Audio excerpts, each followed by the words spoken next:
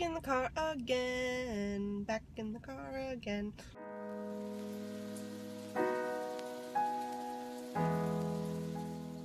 Hey YouTube! So I kind of wanted to branch off on this specifically for astrology and all the lovely cosmic wonderful things the planets do. If you haven't watched it yet, please go watch my video all about defining the rules of your reality and what you're doing and how you believe the universe works, because that kind of plays into this a little bit. I realized one thing that I've always kind of like played in and touched in but never really dove all the way into was astrology, how the planets affect us, these types of deals, signs and all that. I'm a Gemini, and that's pretty much like the extent of what I know about that.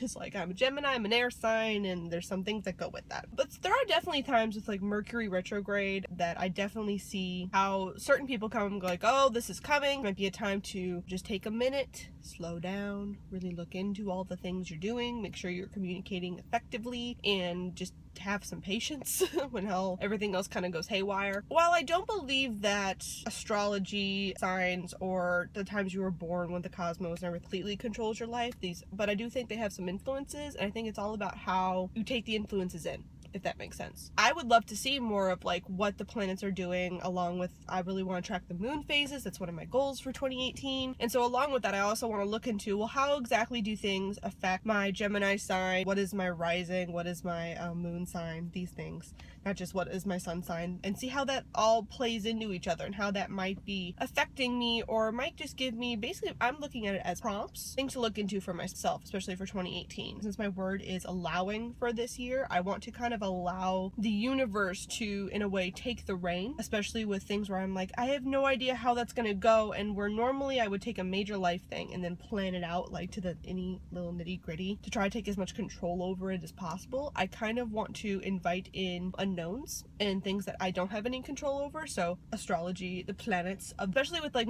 Mercury retrogrades, I didn't do it so much this past year at all. I kind of took notice of them, but I was much more of just leaning in and accepting all chaos at that moment because of my patron. But I really think I want to take time for the Mercury retrograde, for different astrology things and how things are going on, my sun sign, my moon sign, how I believe they've affected me when shifts happen, how they've affected me, if they've affected me at all. I'm not one of those witches who necessarily like taps in immediately to astrology. Like some people, I can hear them say like, ooh, I felt that shift. I'd want to look in and see, because there are definitely times where I feel like an odd shift. I didn't realize Mercury retrograde was happening, but I just kind of told myself to slow down and to allow things in at that time. And then I realized it was Mercury retrograde, and then coming out of Mercury retrograde, I definitely have felt, I've mentioned in previous videos where things just kind of settled and cemented, and I felt this really great like base that I'm now all working off of, like order is really coming into my life. I'm trying to caution myself though, because one of the things that really drives me crazy is when other people are like, oh, you're a Gemini, Capricorn, something,